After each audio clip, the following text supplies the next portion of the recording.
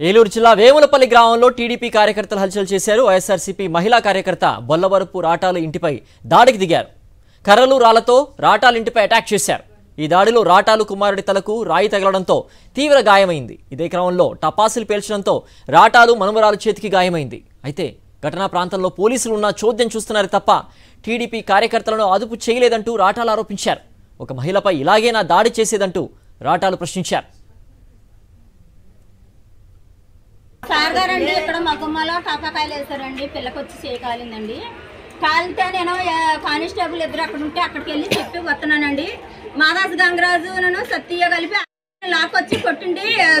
దాని అమ్మ మొగుడు చెప్పుకుంటుంది అని లాక్కొచ్చి అలా ఎట్ట కొట్టాలి తోసి పంపిస్తే వాళ్ళ ఇంటి మీదకి వచ్చి రాళ్ళు వేసి ఇష్టం వచ్చినట్టు ఇసిరేసారండి. ఒక్కదాన్ని నేను మా మనవరాలు మా మనవడం ముసలామ మా అమ్మ మేము ఎంత మట్టుకే ఉన్నామండి. మగవాళ్ళు కూడా ఎవరో లేరు, మా కొడుకు లేరు, మా కోళ్ళ లేరండి.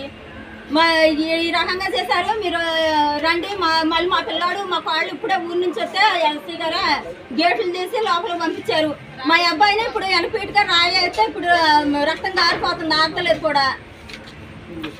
మీరు రండి. మరి పిల్లకే నా మనవరాలు కిట్ట అయిందని నేను వెళ్ళి వాళ్ళు అడిగినందుకే నేను లోపలికి వచ్చేటప్పుడు లాగే తల్లేసేయండి అంటే అది ఎప్పటికి అరెస్ట్ చెప్పండి.